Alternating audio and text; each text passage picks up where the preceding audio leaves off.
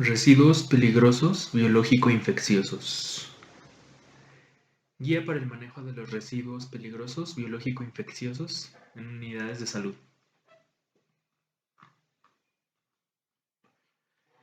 Introducción. En 1995 se publicó en el Diario Oficial de la Federación la primera norma para regular el manejo de los RPBI. El objetivo primordial de esta norma fue el proteger al personal de salud de los riesgos relacionados con el manejo de estos residuos, así como proteger el medio ambiente y a la población que pudiera estar en contacto con estos residuos dentro y fuera de las instituciones de atención médica. Con base en el conocimiento científico, se realizaron las modificaciones a los criterios para la clasificación de los RPBI, asentados en la NOM 087 ECOL SSA1 2002. Así, residuos que en el pasado fueron considerados peligrosos, ahora dejan de ser considerados como tales, y pueden ser manejados como basura común. Esto trae consigo la disminución del gasto por el manejo de RPBI. Por lo anterior, consideramos necesario y conveniente que el personal involucrado con el manejo de los RPBI conozca estos cambios a fin de que se realice el manejo adecuado de los mismos y proteja su salud. El objetivo es proporcionar una guía sencilla para el personal de salud de primer y segundo nivel de atención involucrado en el manejo de los residuos peligrosos biológico-infecciosos, de acuerdo con los cambios que incorpora la NOM 087 ECOL SSA1 2002 sobre el manejo de estos residuos, la cual sustituye a la NOM 087 ECOL 1995. Los objetivos específicos son clarificar los criterios para la nueva clasificación de RPBI, disminuir la exposición del personal involucrado con el manejo de RPBI, facilitar el cumplimiento de la legislación en materia de salud y medio ambiente en lo relativo a RPBI, sugerir alternativas útiles para el manejo de estos residuos en los establecimientos de salud rurales de difícil acceso que no cuenten con la infraestructura necesaria para el manejo de sus RPBI, disminuir los riesgos de exposición a RPBI del personal en general en las unidades médicas y los pacientes. Modificaciones a la norma que regula el manejo de RPBI en los centros de salud. La NOM 087 ECOL SSA1 2002 sobre el manejo de RPBI incorpora los siguientes conceptos. El ser humano y sus excretas, secreciones, etc. son los mismos en cualquier sitio donde éste los genere, hogar, centro de trabajo, hospitales, etc. Esto significa que las excretas, orina, flujo menstrual, etc. de un paciente son idénticos estando en su casa o en el hospital y por lo tanto no hay por qué darles un manejo diferente que se les daría en casa. Para que un residuo sea considerado RPBI, debe de contener agentes biológico-infecciosos. La norma señala como agente biológico infeccioso cualquier organismo que sea capaz de producir enfermedad. Para ello se requiere que el microorganismo tenga capacidad de producir daño, esté en una concentración suficiente, en un ambiente propicio, tenga una vía de entrada y estar en contacto con una persona susceptible. Por lo tanto, los desechos, pañales, toallas femeninas, condones, etc., que provengan de pacientes que no sean sospechosos de alguna enfermedad infectocontagiosa, como pacientes traumatizados, mujeres en trabajo de parto o enfermedades crónico-degenerativas, no deben ser considerados RPBI. La cantidad de sangre o fluido corporal en el material de curación es determinante para poder ser considerado como peligroso.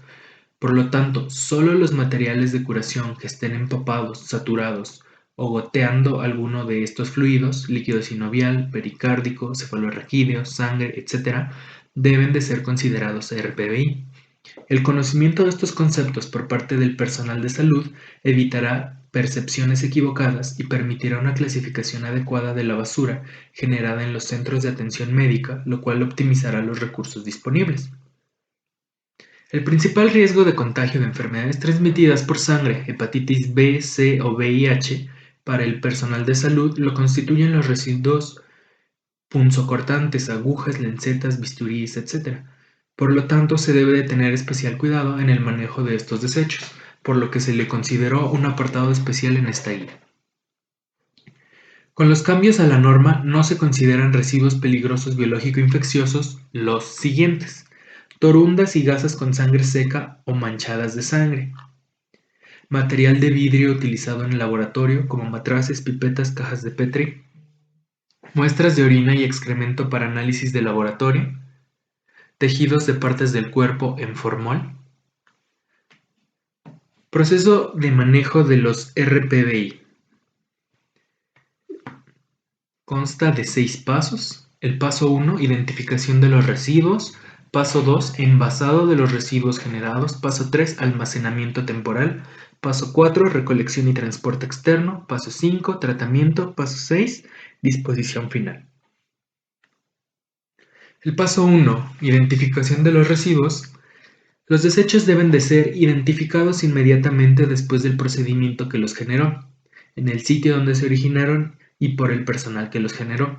Esta práctica evita la reclasificación de los desechos, disminuyendo los riesgos para el personal encargado de la recolección de los residuos. Para su correcta identificación y posterior envasado, la separación de los residuos se debe de realizar de acuerdo a su estado físico, líquido o sólido, y su tipo, como se indica a continuación. Objetos punzocortantes, aparte residuos no anatómicos como gasas, torundas o campos saturados, empapadas o goteando líquidos corporales y secreciones de pacientes con tuberculosis o fiebres hemorrágicas. Aparte patológicos como placentas, piezas anatómicas que no se encuentran en formol, aparte sangre líquida y sus derivados. Aparte, utensilios desechables utilizados para contener, transferir, inocular y mezclar cultivos de agentes biológico-infecciosos y muestras biológicas para análisis. El paso 2, que es envasado de los residuos generados. Una vez que los residuos han sido identificados y separados de acuerdo al tipo y estado físico, estos deberán ser envasados de acuerdo a la tabla siguiente. La razón para usar diferentes recipientes para diferentes RPBI es porque distintos residuos tienen diferentes procesos en su disposición final. El tipo de residuos punzocortantes como agujas de jeringas desechables, navajas, lancetas, agujas de sutura, bisturís y estiletes de catéter, excepto material de vidrio roto de laboratorio, que se encuentran en estado sólido, son envasados en recipientes rígidos de polipropileno de color rojo. Los residuos no anatómicos, que son materiales de curación empapados en sangre o líquidos corporales en estado sólido, son envasados en bolsas de plástico de color rojo. Los residuos materiales desechables que contengan secreciones pulmonares de pacientes sospechosos de tuberculosis o sospecha o diagnóstico de fiebres hemorrágicas o enfermedades emergentes que se encuentran en estado sólido son envasados en bolsas de plástico de color rojo.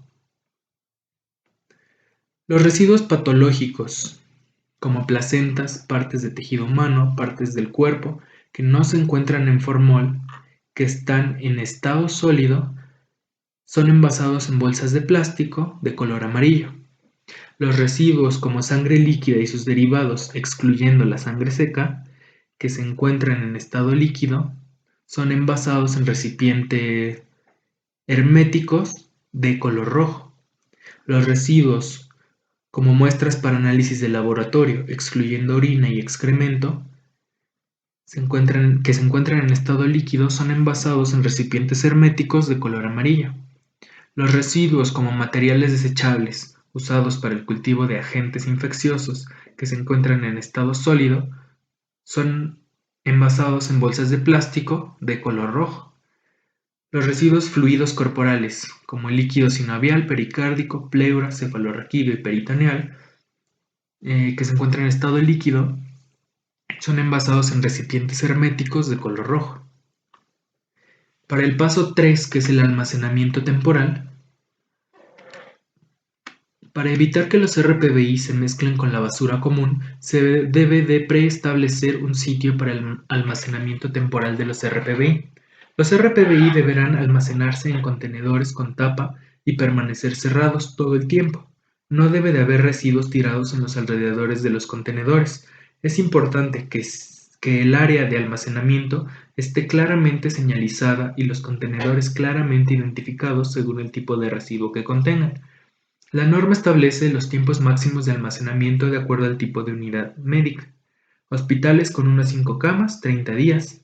De 6 a 60 camas, 15 días. Y más de 60 camas, 7 días. El paso 4, que es la recolección y transporte externo. Para disminuir riesgos, el personal encargado de la recolección de los residuos sólidos dentro del hospital debe de estar capacitado en su manejo y conocer ampliamente los riesgos que implica su trabajo.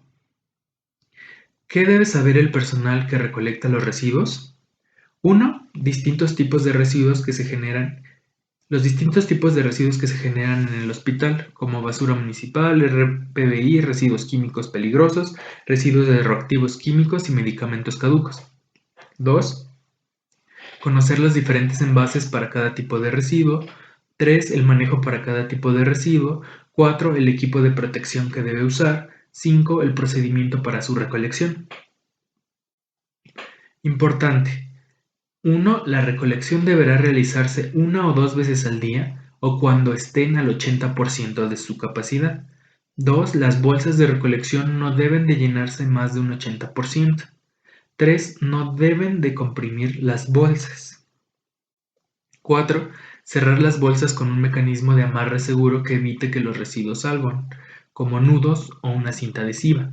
5. Verificar que los contenedores estén bien cerrados. 6. La basura común se colocará en botes o bolsas de plástico de cualquier color excepto roja o amarilla. El transporte de los RPBI implica riesgos para el personal, así como para los pacientes.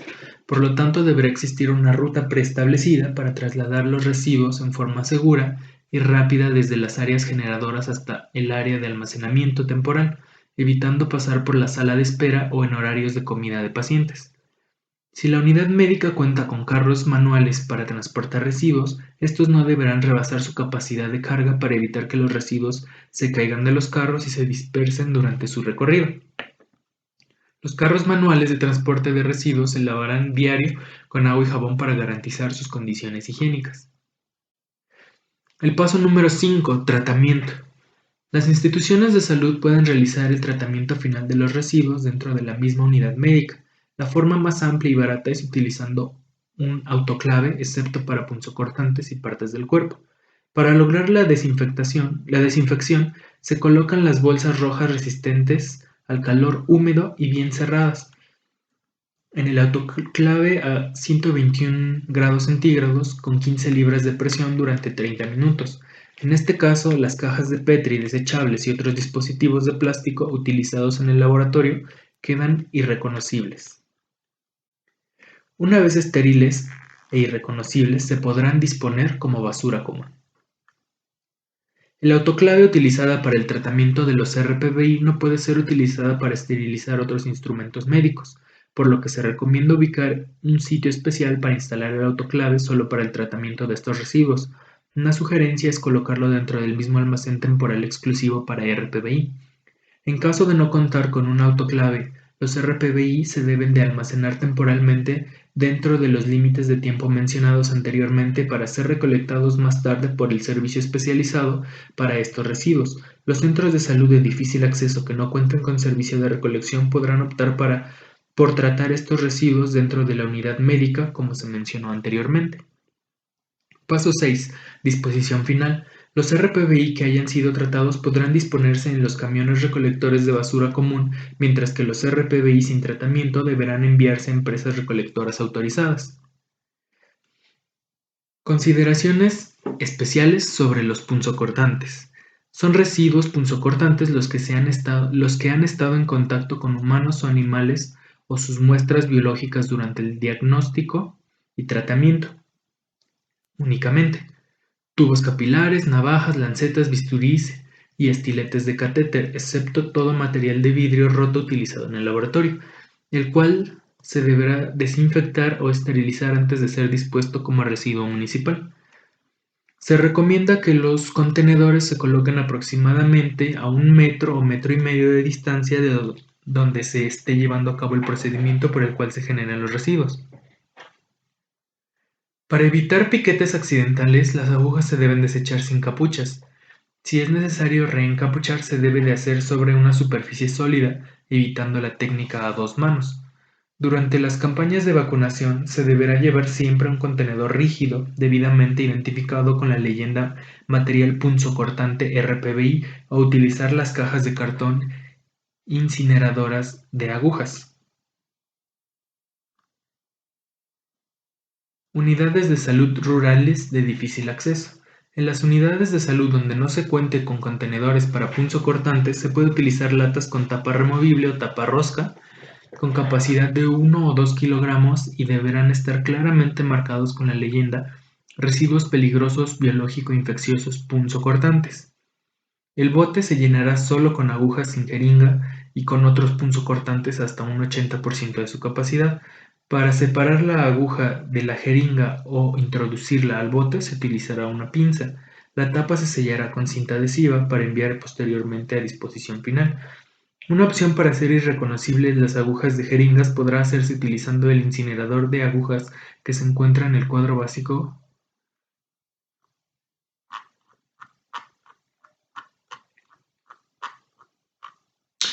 Los residuos peligrosos biológico-infecciosos pueden representar un riesgo de salud para la población afuera y adentro de las instituciones de salud, por lo que es necesario aprender sobre el manejo adecuado de los mismos, así como a los riesgos a los que se puede estar expuesto.